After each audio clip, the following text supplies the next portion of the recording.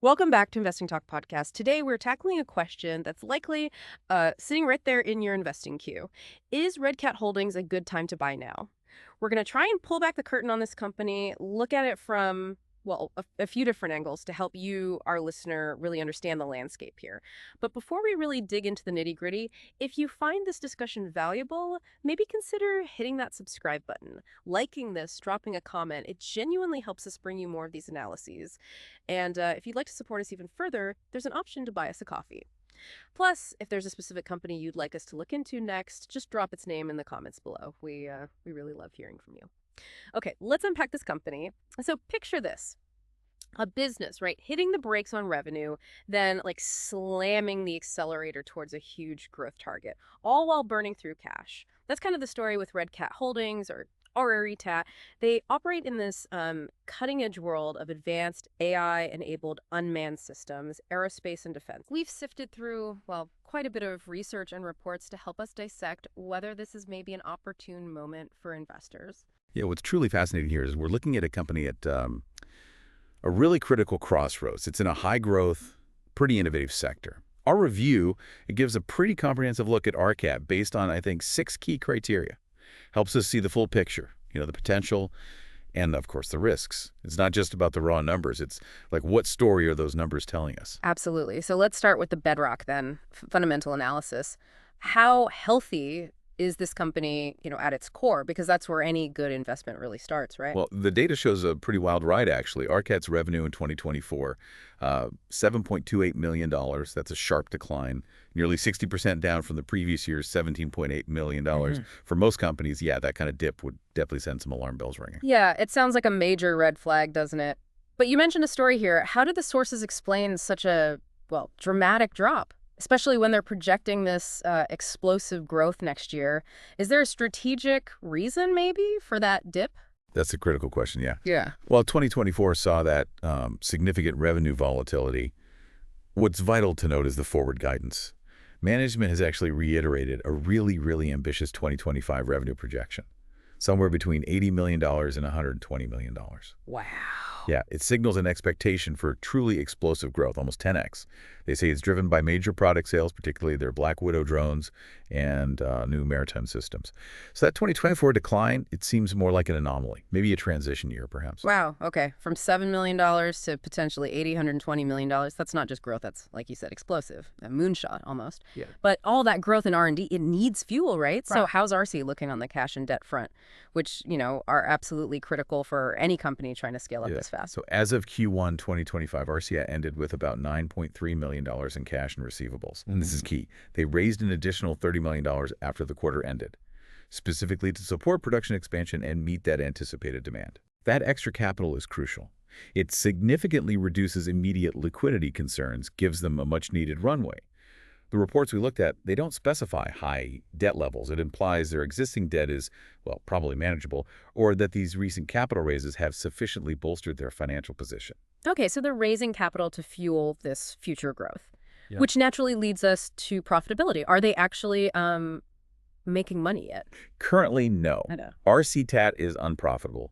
Net losses of about $65.4 million and a negative EPS, earnings per share, of negative 1.03 for the trailing 12 months.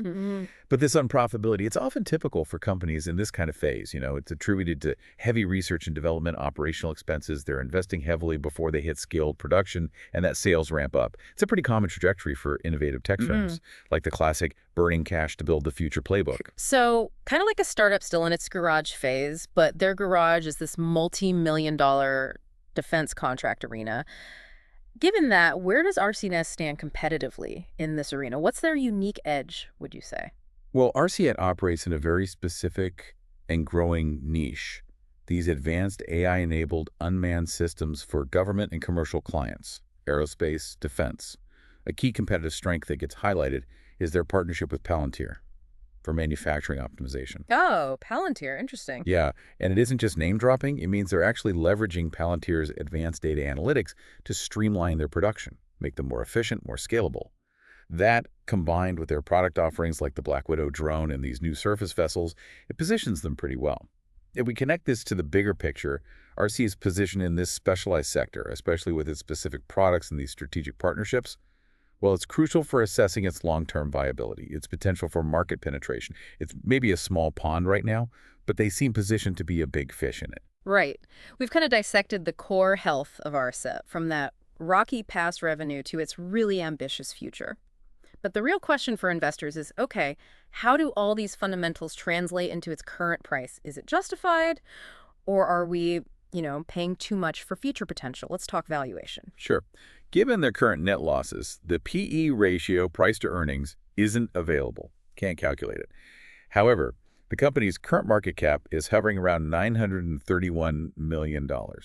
That's against trailing revenue of only about $2.29 million. Very high. That does sound like a big number. What's the insight there? Is it just completely overvalued? Well, what's fascinating here is that this high PS ratio, it doesn't really reflect present earnings at all.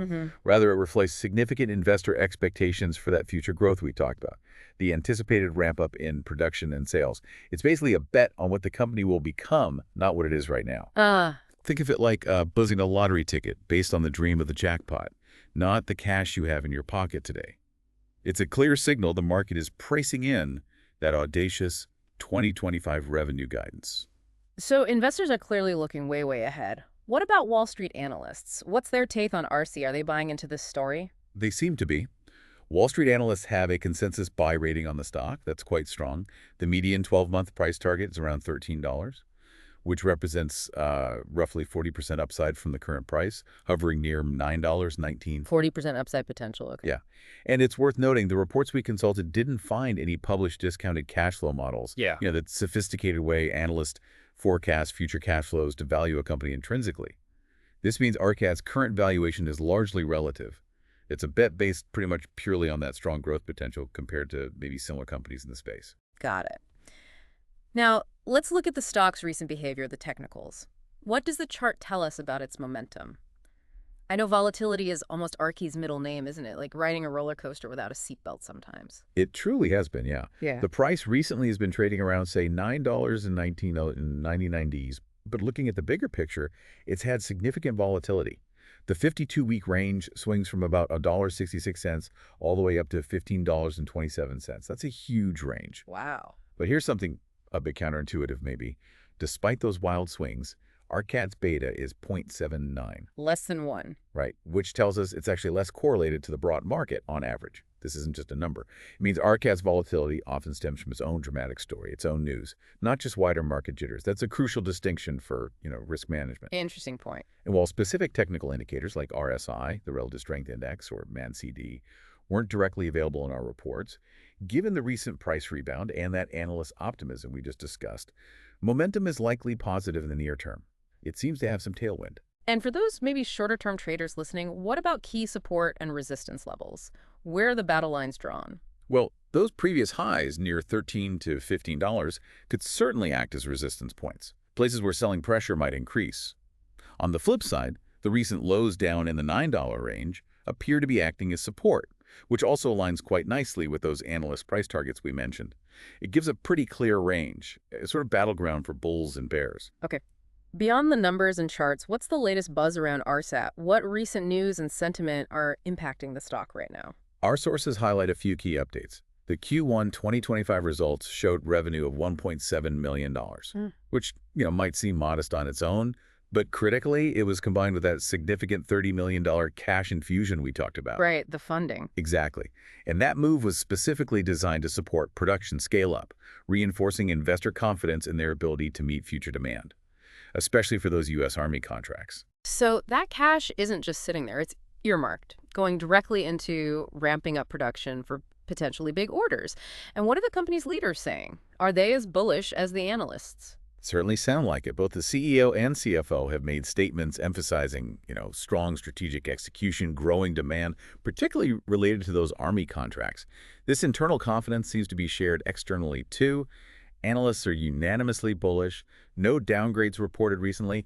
It highlights a very favorable sentiment surrounding RCAT right now, almost like a perfect storm of positive news and expectations building up. Yeah, but this raises that important question again, doesn't it? How much of the current price already reflects all this positive sentiment and those future hopes? What about trading volume and institutional interest? Are the big players involved?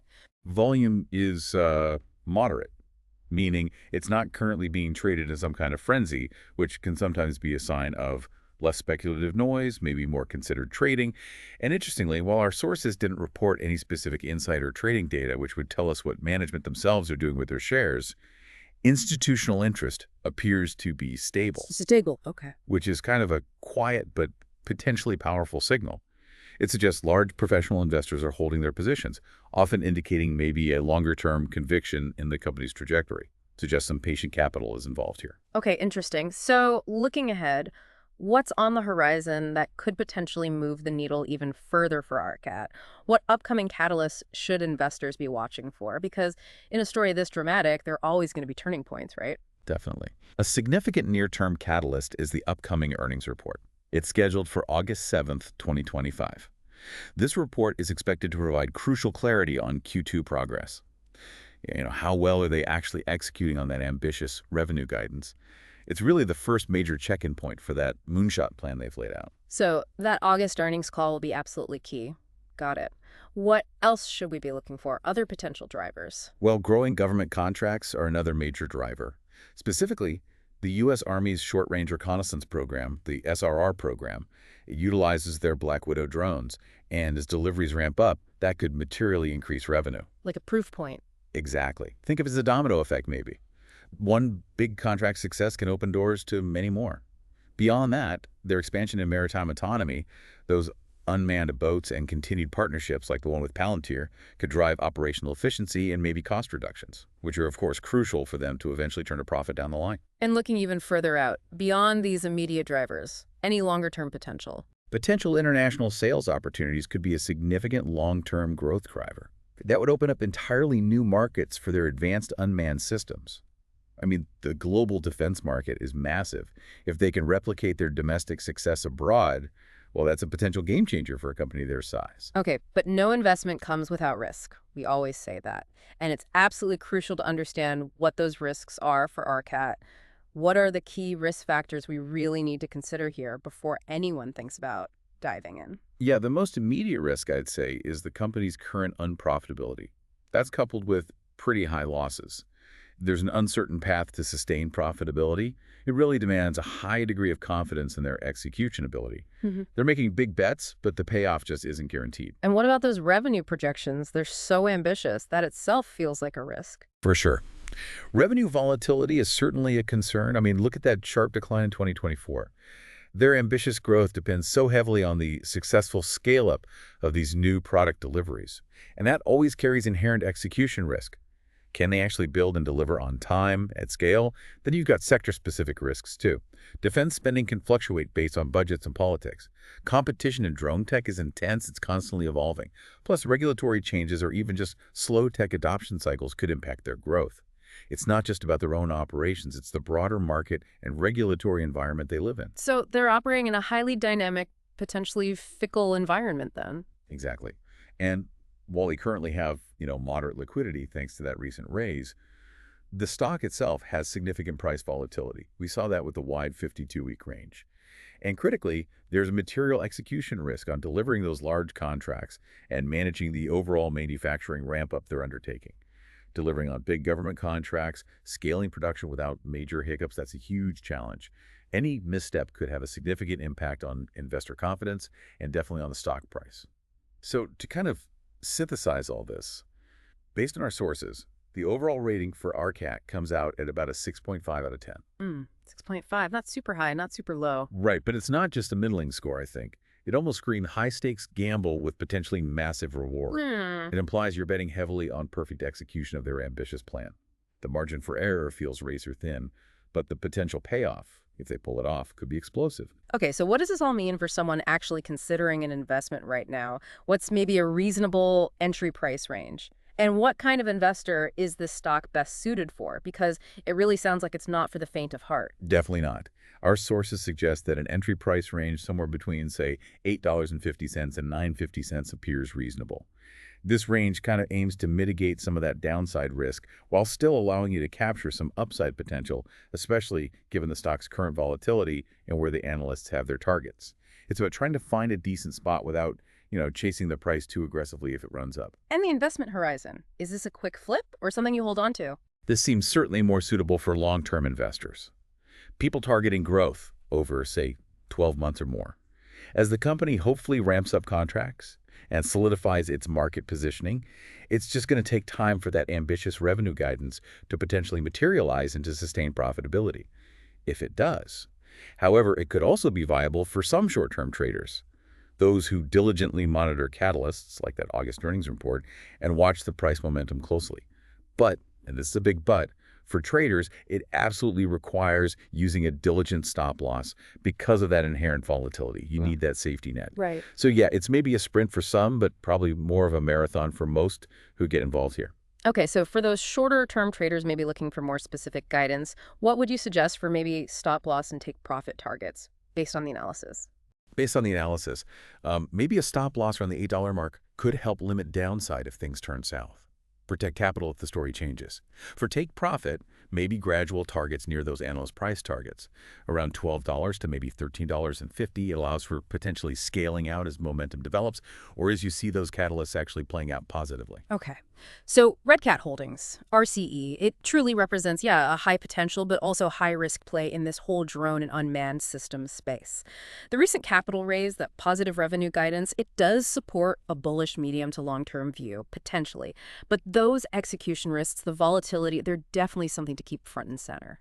It's a really compelling story, isn't it? Innovation meeting some significant financial challenges head on. Absolutely. And this whole exploration of RCAT, it really underscores that even with exciting technology, strong growth prospects, understanding the underlying fundamentals, the potential pitfalls, it's paramount. It's really about balancing that optimism, the hope for what could be, with a clear-eyed assessment of what is right now and what really needs to go right for that positive story to actually play out. So as you, our listener, consider companies like RCAT, maybe think about how much future potential you're really willing to pay for today. How comfortable are you with the kinds of risks you're taking on in an emerging, rapidly evolving market like this one? Ultimately, how do you weigh that exciting innovation against the current lack of profitability? It's a key question. Thank you for joining us on Investing Talk podcast. We look forward to our next conversation.